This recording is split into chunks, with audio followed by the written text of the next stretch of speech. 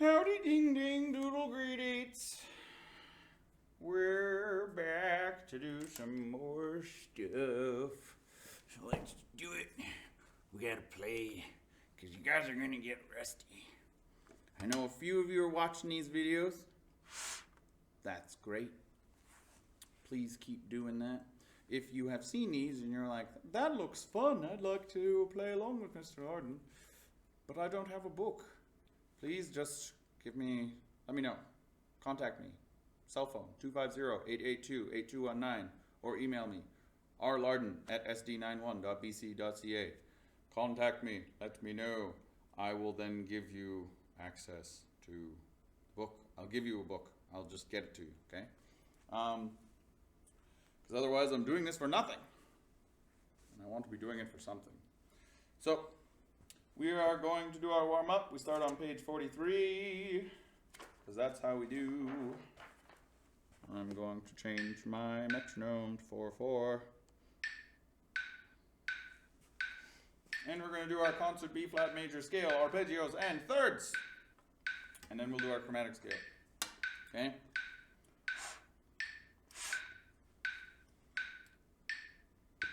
Starting at the top. Scales, arpeggios, and thirds. 1, 2, 3.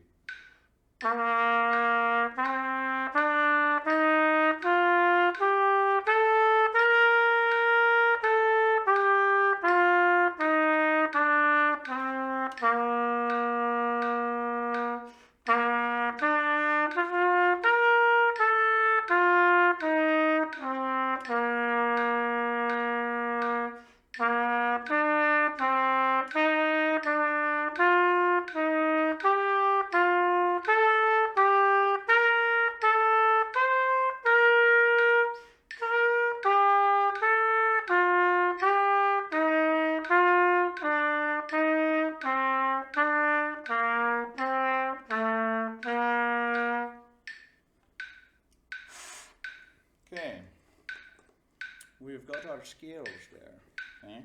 Make sure you tongue all of those, okay? If you want to be a real show-off, especially I know some trumpet players who probably want to, you get practice those third scales, right? Later I'll show you another one. It's for building finger dexterity and for trombones and trumpets and stuff.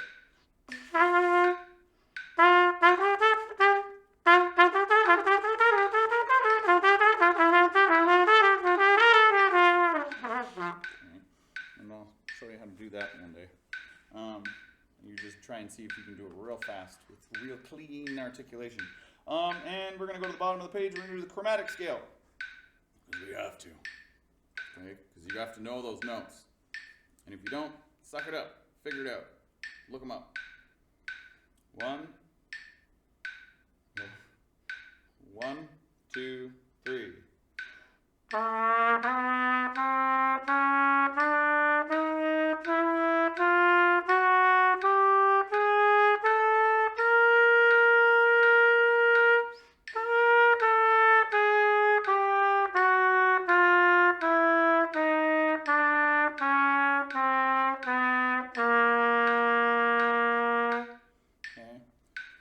Quick reminder for some of you, just in case you were unaware, a sharp, or as some of you call it, a hashtag, which is not a hashtag, it's a sharp, means the note goes a half step up, right? And you'll probably notice that most of the notes one way have sharps and the other way have flats, right? A sharp note, right, is a half step up. A flat note is a half step down. So for the note F sharp, for example, which is a half step above F, and G flat, which is a half step below G, F sharp and G flat are the same note. It's just two different ways of writing the same thing. It's what we call an enharmonic equivalent, okay? So in case you get confused, you go, oh wait, well that can't be that fingering because that's already F sharp. Nope, they're the same note, same fingering, okay? So we're going to rewind. We ended last session, I think, on number 79. And we're going to keep on going. So we're going to start on 78. Okay. And that will be our little review from last time.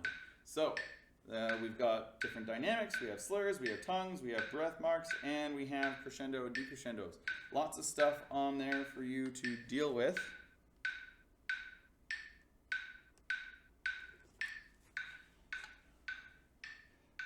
So don't skip anything.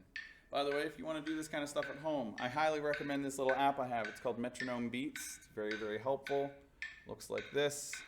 And if you ever see in your music, you know, this one says moderato, right? If you don't know how fast moderato is supposed to be, it's got a little, it tells you right there, right? And if you move your, as you go through different tempos, it actually adjusts to the ones that you need. It doesn't have all of them. Some are a little more specific, but most of them are listed on there. So it's a really helpful app, okay? So, number 78, Skittle Builder. 1, 2, 1, 2, 3.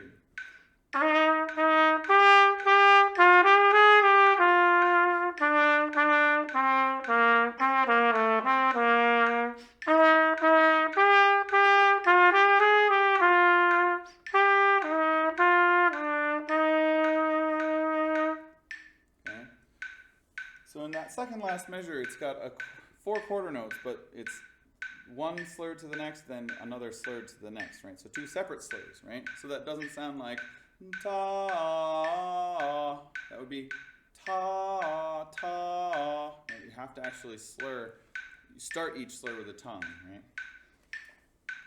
Hopefully you actually did your homework and actually looked at 79 like I asked you to, but maybe you didn't.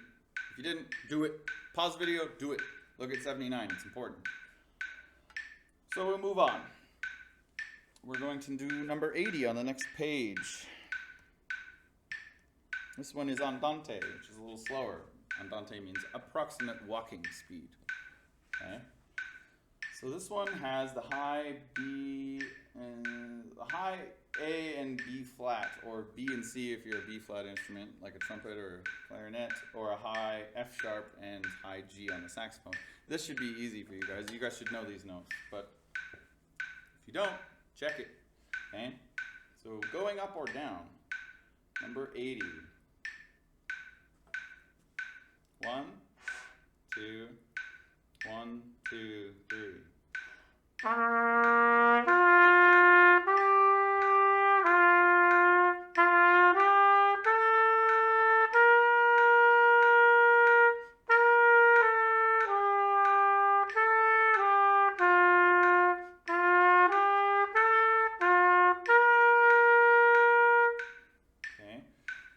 There's a lot of higher notes, and you got to use a lot of tongue if you're playing brass to make that come out clear, okay?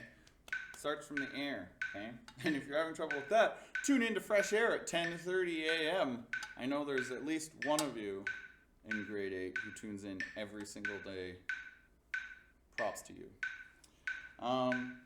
So we're going to try number 81 here, okay? So now we've got some chromatic movement, okay? Now you guys, you should know this by now, but just in case you don't, when we are dealing with accidentals, which are sharps, flats, natural signs, all of that, right?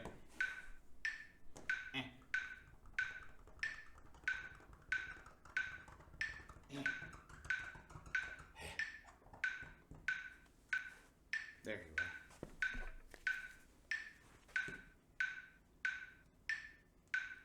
When we're dealing with accidentals, their placement is very important. So in this case, I'm in treble clef and I have 4 B's, right? So all of those would be B's. Simple as that, all right? But if I put a flat sign, say, next to the third one, right? Move that a little closer. This is still a B. This is still a B. This one is now a B flat. This one will also be a B flat because it's after the flat. Once you add an accidental, the rest of the measure applies, like after that accidental, applies to it. So once there's a flat there, all the rest of the B's for that measure are now B flats. If, say, in the next measure there's another B, that's back to being a B natural though, because it's a new measure. If, however, I want this to be a B natural, I will actually have to write in a natural sign to basically say the flat sign is negated. And that would also mean that the rest of the bar would also be now natural. Okay? So the idea is that once an accidental has been placed, all of the rest of that specific type of note are affected until the end of the bar. So let's say I move it and I put the flat here after the second one. So now I've got B, B flat, and I'm going to add a natural sign to make that one natural again. So we go B, B flat, B. This would also be B because the natural sign made it go back to what it was before, right? And the same thing applies for when you have a key signature. So if we're playing in a key signature that actually has B flat, right? These are all B flats by default. But if I add a natural sign to the second one, now I have a B flat and then 3 B's because that applies to the rest of the bar, right? So just keep that in mind. Once an accidental has been placed, then the rest of the notes are also natural or flat or sharp or however it is, okay? So this one has, make sure to double check what your key signature is for this one. It should be a familiar key signature, it's B flat major, but we have alternating chromatic movement, right? It's in measure, the second measure and in the second last measure. Right? Make sure you're familiar with your fingerings. So this is just by accident, 81. 1, 2, 1, 2, 3.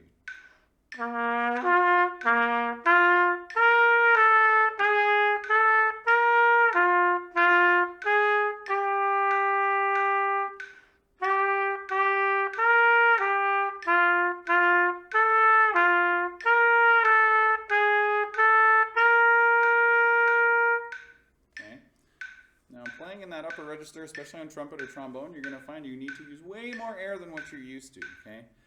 It actually makes me kind of sad because when we start band, we're so used to using these low notes, right? And we get used to this real lazy, low flappy air, especially trombones, right? But you need to keep a nice firm embouchure and use your air. Otherwise, you're not going to get up there, okay? So we're going to keep going. And this time we're going to move to 82, the theme from Orpheus in the Underworld by Jacques Offenbach. Now, Offenbach was French, and he's most known for a specific dance tune from the 1800s called the Can-Can.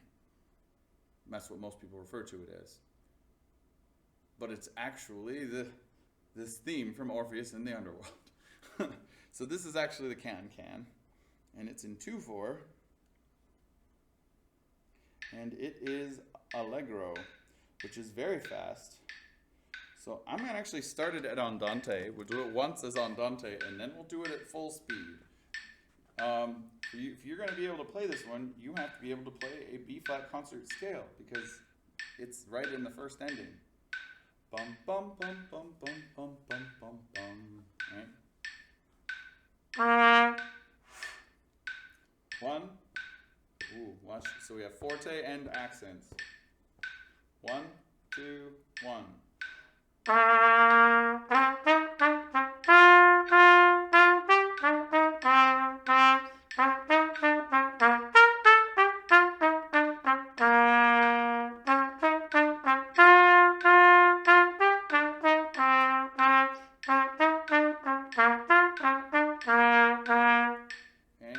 That's going to be a bit of a finger tester for some of you. Some of you were probably like, that was easy. I had no problem with that at all, Mr. Larden. Well, let's try it at full speed. Good luck.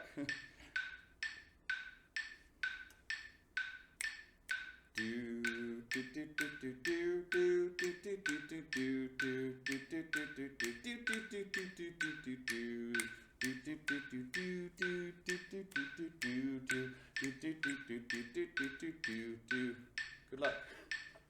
No slurring. 1, 2, 1, 2, 1.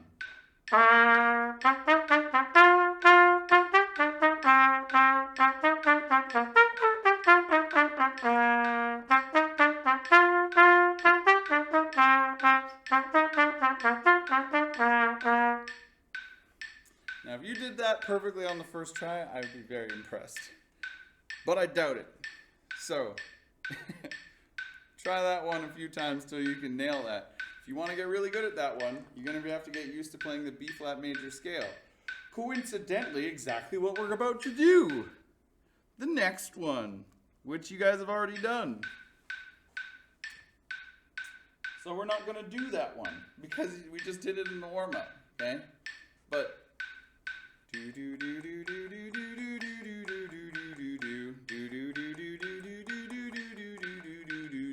practice that scale. Just put it on a metronome and just tongue it. Just the whole thing. And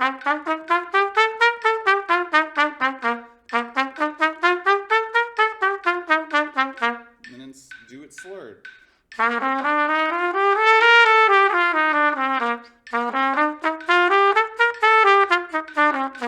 Change it up. Do slur, slur, tongue, tongue. Do slur, tongue, tongue, slur, slur, tongue, tongue. Do whatever you want. But you want to be able to play that da da da da da da. You got to be able to get through that fingering pattern really fast, right?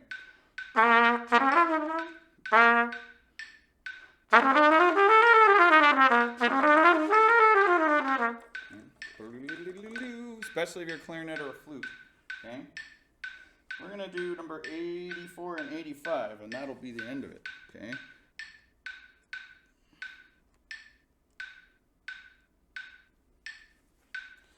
Crescent Moon Rising. So this one looks like it's it is a Chinese folk song, as they say, so that means it's probably in a pentatonic scale.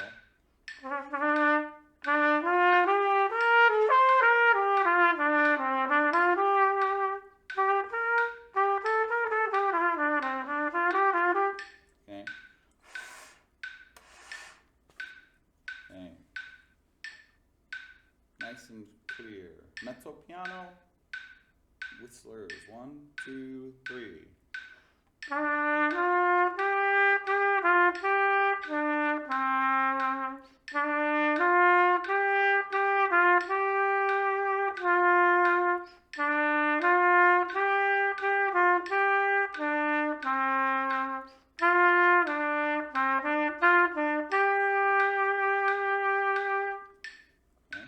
I like that one. That one's pretty.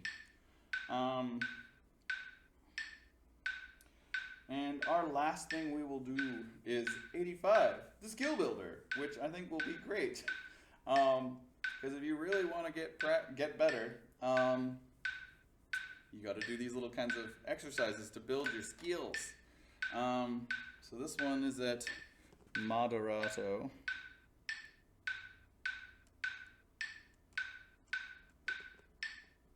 And it's in 2/4.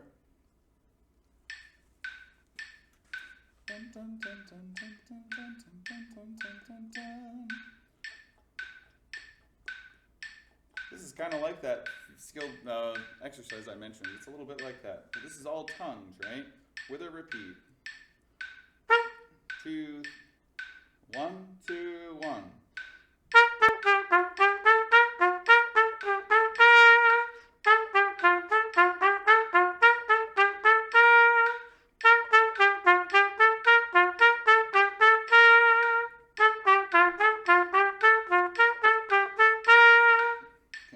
Now, if you're going to play that clear, you're going to have to use tongue. Okay? Use the tongue to adjust the air pressure, okay? Okay, don't just go th, th, th, right? That's not going to work. And it says in the text here, also play with other articulations. So they indicate slur, slur, tongue, tongue, right? Or tongue, tongue, slur, slur, or slur the whole thing, right? So maybe you want to do the whole thing slurred, right?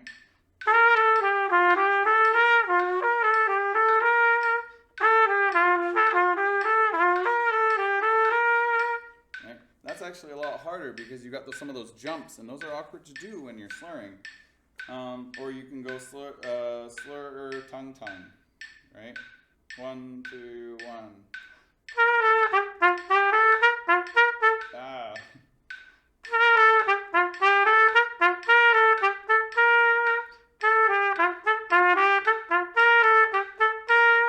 Right. It's just different ways to like get your brain thinking and adjusting the differences between smooth and attacked phrases, right? And that's called building control, right? There's a difference between like being musical, working on our musical skills, and then working on our technical skills. And that's the big thing that I really want you guys to be working on at home, is building your technical skills. We can build the musical stuff when we're together, when we're in rehearsal together. But the technical stuff is really the fine tuning, right? It takes time to work on that, right? And I actually do want to, I want to skip 86, because that's kind of difficult for us to do. But this is the halfway point in the book. We're only halfway, okay? And we're going to do number 87, okay? Which is a warm-up one, but it's a chop builder, okay? And this is definitely helpful for brass players, like very helpful for brass players. And the idea here is you have one long phrase, so you have to play it all with one breath, and you have to play like all of the notes kind of going down between, if you're playing a trombone, the F, like F, E flat, F, G, F, and you keep going back up to the F, or a G if it's the trumpet or euphonium in treble clef. Okay? But this is in 4/4, not 2/4. And it is andante, not moderato. Okay? And if you need to write in the names of the notes, do that. 1, 2, 1, 2, 3. Oh, Mr. Larden tongued. I failed already. 1, 2, 3.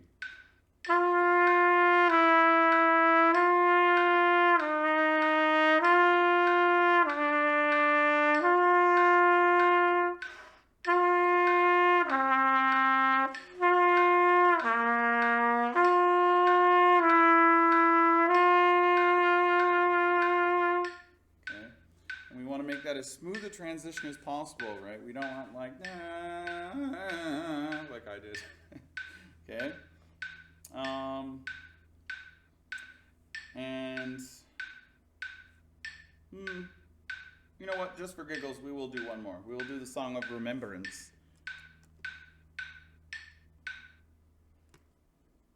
Because I want you guys to be moving along a little faster. So this has some sharps and flats and naturals. So you have to pay attention to that. Write in the fingerings if you need to. Okay? Don't write in the names of every single note though. That's lame. You're not in grade 6. You're past that. Okay? And there's a repeat. Mezzo piano. Medium soft. I'll give you bar and 2. 1, 2, 3, 1.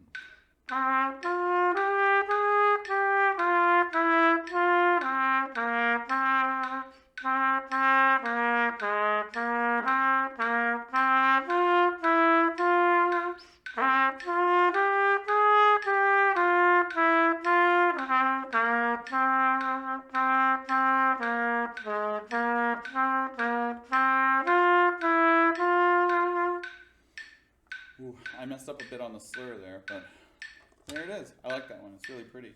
And if you want a little tester for yourself, you can try working on the G major scale arpeggio and chords, because that's what we're going to do next time. Okay? So thank you guys for tuning in. I hope you guys are actually doing this. I know a few of you are. But then some of you aren't. So, I am hoping I get to see you guys again eventually, but stay safe. I'll talk to you guys later. I'll see you. I have another video for you on Thursday.